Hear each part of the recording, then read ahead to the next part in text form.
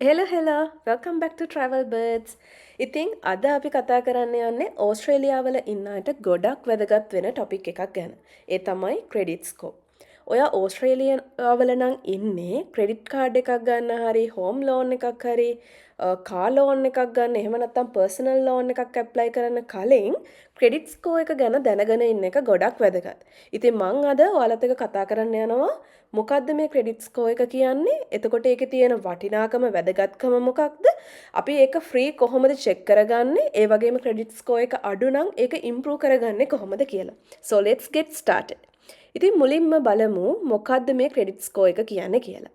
Credit ස්කෝ එකක් කියන්නේ financial institution වලට ඔයාගේ බොරවිං හිස්ටරි එක පෙන්වන නම්බර එකක්. ඉතින් හය ක්‍රෙඩිට් ස්කෝ එකක් තියෙනවා නම් සාමාන්‍යයෙන් බැංක්ස් වලට ඔයාගෙන ට්‍රස්ට් එක වැඩි. ඉතින් ඒක තමයි ක්‍රෙඩිට් ස්කෝ එක කියන්නේ. ඉතින් ඇයි මේ ක්‍රෙඩිට් ස්කෝ එක මෙච්චරටම ඉම්පෝටන්ට්? සාමාන්‍යයෙන් ක්‍රෙඩිට් ස්කෝ එකක් ඔයාගේ හොඳයි නම් හෝම් ලෝන් එකක් ඇප්‍රූවල් එක හරිම පහසු වෙනවා.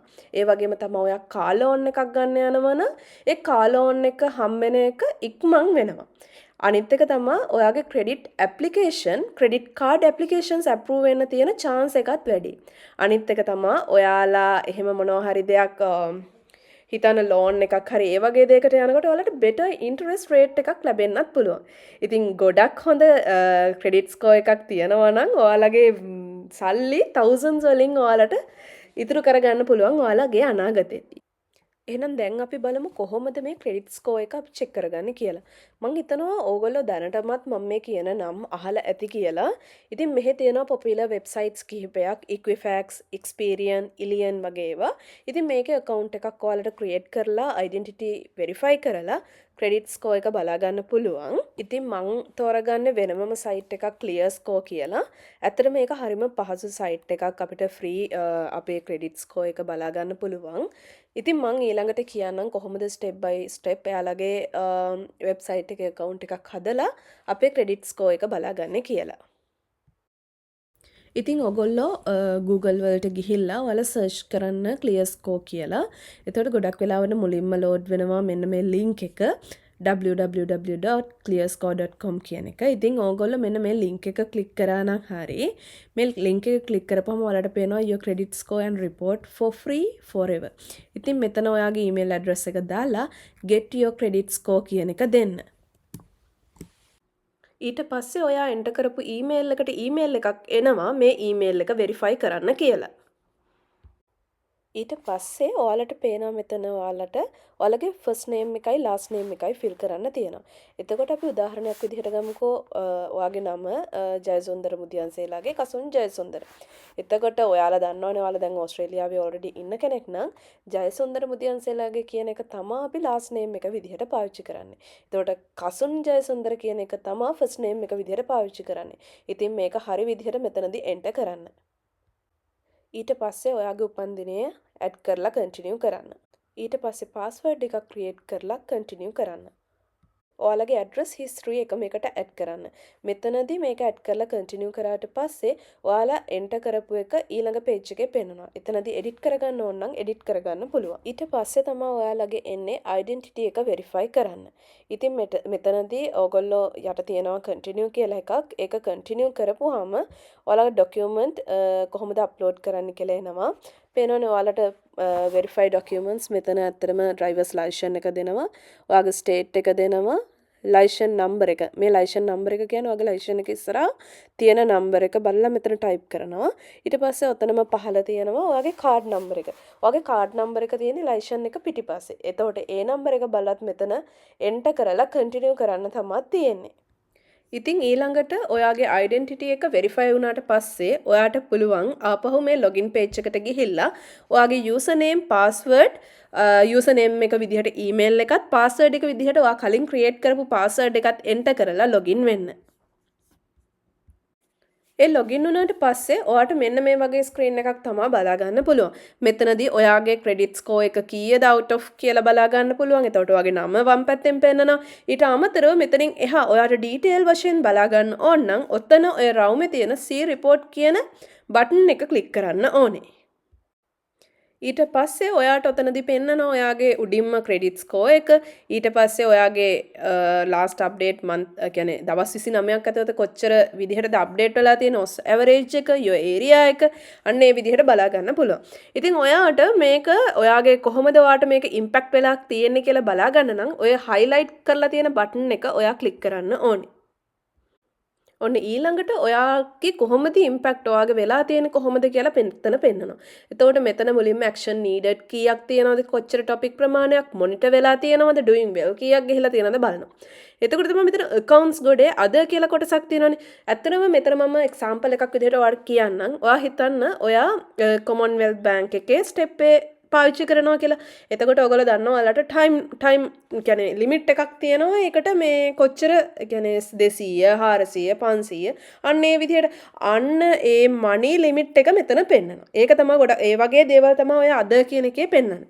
ඉතින් ඔයාලට මේ action needed, monitor, doing well මේකේ තවත් මොකක්ද ඉම්පැක්ට් එක කියලා බලා ගන්න නම් ඔයා මේ highlight කරලා තියෙන see what's having an impact කියන බටන් එක ක්ලික් කරන්න ඕනේ.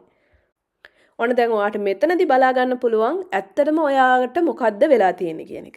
මෙතනදී ඔයාලට පේනවා මොනිටර්. මේ මොනිටර් කියන එකේදී ඇත්තටම වෙන්නේ මෙන්න මේ කියන එකෙන් තමයි අපේ ක්‍රෙඩිට් ස්කෝර් එක අඩු වෙන්න ගොඩක් බලපාලා තියෙන්නේ මොකද්ද කියලා හොයාගන්න පුළුවන් තැන. ඉතින් මෙතන නම් ඇත්තටම ලෝ ඉම්පැක්ට් එකක් තියෙන්නේ මගේ. ඒ කියන්නේ මේ වගේ දෙයක් වෙන්න පුළුවන් විශේෂයෙන්ම කියනවා නම් හිතන්නකෝ අපිට මොකක් හරි ලෝන් එකක් ගන්න වුණාම අපි ඇත්තටම ඒක අපි නොදැනුවත්වම කරන වැරද්දක්. අපි හතර වටෙන්ම බලනවා මේකෙන් ලෝන් එකක් ගන්න පුළුවන්ද, අරකින් පුළුවන්ද, බැංකුවෙන් පුළුවන්ද ඔහොමම බලනවා. අන්න එහෙම ඔයා ඇප්ලිකේෂන් දාන්න අන්න ඒක ඔයාගේ ක්‍රෙඩිට් ස්කෝර් එකට ඉම්පැක්ට් එකක් වෙනවා ඒක අඩු වෙන්න. ඉතින් අපි ඇත්තටම මේක නොදැනුවත් නිසා කරන වැරද්දක්. ඉතින් ඔයා එහෙම ඇප්ලිකේෂන් එකක් සබ්මිට් කරන්න එපා. ඇත්තටම දැන් උදාහරණයක් විදිහට ගත්තොත් ඔයා හිතන්නකෝ ඔයා බැංකුවකින් ගන්න යනවා ලෝන් එකක්. හැබැයි ඔයා ලෝන් එක ගන්න කලින් ඔයාට ඕනේ ඒකේ රේට්ස් කොහොමද අන්න එහෙම බලා ගන්න. ඔයා ඉතින් ඒ විදිහට ඔයාගේ ඩීටේල්ස් ෆිල් කරගෙන ඉස්සරහට ගියා කියන්නේ මේ ක්‍රෙඩිට් ස්කෝර් එකට අනිවාර්යයෙන්ම ඉම්පැක්ට් වෙනවා කියන එක. ඉතින් අර එහෙම අත්‍යවශ්‍ය හේතුවක් නැතුව ඒ වගේ දෙයක් කරන්න යන්න එපා. මොකද ඒක අනිවාර්යෙන් මේකට ඉම්පැක්ට් වෙනවා. එතකොට doing well. මේ doing well කියන්නේ ඔයාගේ ක්‍රෙඩිට් ස්කෝර් එක වැඩි වෙන්න මොනවද ඉම්පැක්ට් වෙලා තියෙන්නේ කියන එක. ඉතින් මගේ මෙතන මේ පෙන්නලා තියෙන එකේ නම් පෙන්නනවා high impact එකක් තියෙනවා, අනිත් සේරම low impact තියෙන්නේ. ඉතින් මෙන්න මේ විදිහට මෙතන ලිස්ට් එකක් විදිහට පෙන්නනවා ඔයාට කොහොමද මේක වැඩි වෙන්න හෝ අඩු වෙන්න ඉම්පැක්ට් වෙලා තියෙන්නේ කියලා. ඉතින් ඔයාට මේක බලපුවහම තේරෙන නිසා ඔයාට ඔයාගේ වැරදි හදාගන්න හරිම ලේසි. ඉතින් ඔයාට දැන් හිතන්නකෝ මෙතන මොකක් හරි අපි අන්තිම එක ගමු low impact see how this impacts your credit score. ඉතින් මම මේක හිතනවා මේක ගැන මට තවත් වැඩිපුර බලා ගන්න ඕනේ. ඔයාලට පුළුවන් මේ එකක් ක්ලික් කරලා ආපහු ඇතුළට ගිහිල්ලා ඒක ඇතුලේ මොකද්ද තියෙන්නේ කියලා බලා ගන්න. ඉතින් අර මං කිව්වා වගේ තවත් ඩීටේල් වලට බලා ගන්න ඕන නම් අර එහෙම ක්ලික් කරලා ඒක ඇතුළට ගියපුවාම මෙන්න මේ විදිහට තමයි පෙන්වන්නේ. එතකොට ඕගොල්ලෝ මොන වගේ එන්ක්වයරිස්ද කරලා තියෙන්නේ last 6 month ඇතුළත අන්න ඒ දේවල් මොකද්ද කියලා මෙතන පෙන්වනවා. එතකොට ඔතනක් තියෙනවා ඔයාගේ එන්ක්වයරිස්. ඔයා මොනවද කරලා තියෙනවා? බැංක් ලෝන් වලට ඇප්ලයි කරලා තියෙනවද? ඔයා කාර් ලෝන් එකකට ඇප්ලයි කරලා තියෙනවද? අන්න ඒ වගේ දෙයක් ඇප්ලයි කරලා තියෙනවා නම් අන්න ඒ එන්ක්වයරිස් මොනවද කියලා බලා ගන්න. ඔයාට පුළුවන් මේ highlight කරලා තියෙන බටන් එක ක්ලික් කරලා බලන්න.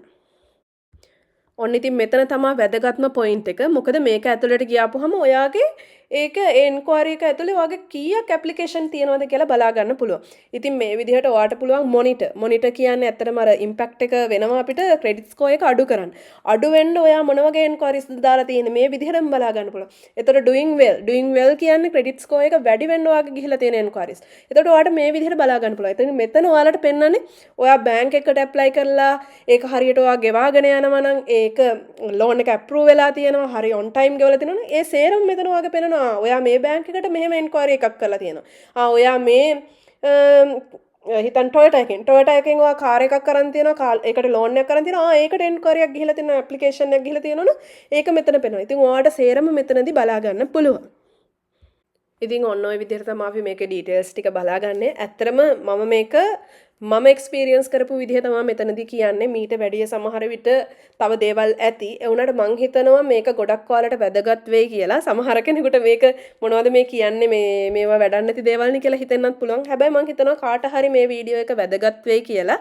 ඒකයි මම මේ වීඩියෝ එක කරන්න හිතුවේ. ඉතින් මතක ඇතුව ඔයගොල්ලෝ මේ ක්‍රෙඩිට් ස්කෝර් එක බලලා මේ ඩීටේල්ස් බලලා මේකෙන් ලොග් අවුට් වෙන්න. ඉතින් උන්ට පුළුවන් ඕකේ දකුණු අත පැත්තේ අයිකන් එකක් තියෙනවා. අර පොඩි මනුස්සෙක්ගේ රූපයක් වගේ ඒක ක්ලික් කරන්න. ඊට පස්සේ ඔයාලගේ my account කියලා මේ කියන ස්ක්‍රීන් එක ලෝඩ් වෙනවා. මෙතනදී ඔයා settings කියන එක ක්ලික් කරන්න. ඊට පස්සේ ඔයාලට බලා ගන්න පුළුවන් මේකේ යටම log out කියන option එක තියෙනවා. ඉතින් මේකෙන් ඔයාලට පුළුවන් log out වෙන්න. දැන් තමයි මම ඔයාලට වැදගත්ම දෙයක් කියන්න යන්නේ. ඇත්තටම සමහර අය දන්නේ නැහැ මේ වෙද්දී ඔයාගේ ක්‍රෙඩිට් ස්කෝර් එක කොහොමද? ඒක අඩුයිද වැඩිද? සමහර විට අඩු වෙලා ඇයි මේක අඩු වෙලා තියෙන කිසිම දෙයක් දන්නේ නැහැ. ඉතින් මම ඒක ගැන දැන් පොඩ්ඩක් කතා කරන්නම්. මුලින්ම මම කියන්නම් ඇයි මේ ස්කෝර් එක අඩු වෙන්නේ කියලා. ඔයා හිතන්න ඔයාගේ බිල්ස් ඔයා පේ කරන්නේ හරිය ලේට් වෙලා. එතකොට ඔයාගේ ක්‍රෙඩිට් ස්කෝර් එක අනිවාර්යෙන්ම අඩු වෙනවා. ඊට පස්සේ missing credit card repayments, applying for too many loans or credit cards in a short period. මම ඔයාලට කලින් කිව්වේ ඔයාලා දන්නද එක එක හතර වටේට apply කරනවා. අන්න ඒක තමයි ලොකුම reason එක ඔයාලගේ credit score එක අඩු වෙන. මොකද ඒක අපි දන්නේ නැති නොදැනුවත්කම නිසා කරන වැරද්ද. අනිත් එක defaulting on repayments, not paying buy now pay later accounts on time. ඔන්න මේ වගේ reasons නිසා තමයි credit score එක අඩු වෙන්නේ. ඉතින් ඊළඟට මම කියන්නම් ඔයාලට කොහොමද මේ credit score එක improve කරගන්න පුළුවන් කියලා. ඉතින් දැන්ටමත් අඩුවේ නම් worry වෙන්න එපා. ඔයාලට පුළුවන් ඒක improve කරගන්න. ඔයාලා always pay your bills on time, 100% sure. Pay your credit card before the due date, 100% sure. Avoid applying for many loans together, අනිවාර්යෙන්ම sure. අනිත් එක තමයි keep your credit card balance low. මොකද ඔයාලා ඒ balance එක වැඩි වෙන්න ඔයාලගේ credit score එක අනිවාර්යෙන්ම අඩු වෙනවා. අනිත් එක තමයි check your credit report regularly. මොකද අපි දන්නේ නැහැ මේක කොයි වෙලාවෙ අඩු වෙයිද කොයි වෙලාවෙ වැඩි වෙයිද. මොකද අපි මේ වැරදි කරන්නේ දැනුවත්කමින් නෙවෙයි. ඒ හින්දා අනිවාර්යෙන් මේක regularly check කරන්න. ඉතින් these are the small habits can improve your credit score over time. Okay, so that's all for today's video. මං හිතනවා මේ වීඩියෝ එක ඕස්ට්‍රේලියාවල ඉන්න අයට ගොඩක් යූස්ෆුල් වෙයි කියලා. ඉතින් අන්තිමේට ඉතින් මං කියන්නම් මේ වීඩියෝ එක ඔයාලට ඇත්තටම හෙල්ප්ෆුල් වෙනවා නම් මං හිතනවා වෙයි කියලා. ඉතින් ලයික් කරන්න, කමෙන්ට් කරන්න, කැමති නම් ෂෙයා කරන්න. ඉතින් Travel Birds අපේ channel එක subscribe කරලා තියාගන්න. මොකද මම බලාපොරොත්තු වෙනවා තව වීඩියෝස් ගොඩක් ඔයාලට ඉස්සරහට අරන් එන්න. ඉතින් see you in the next video. Thank you for watching. Bye.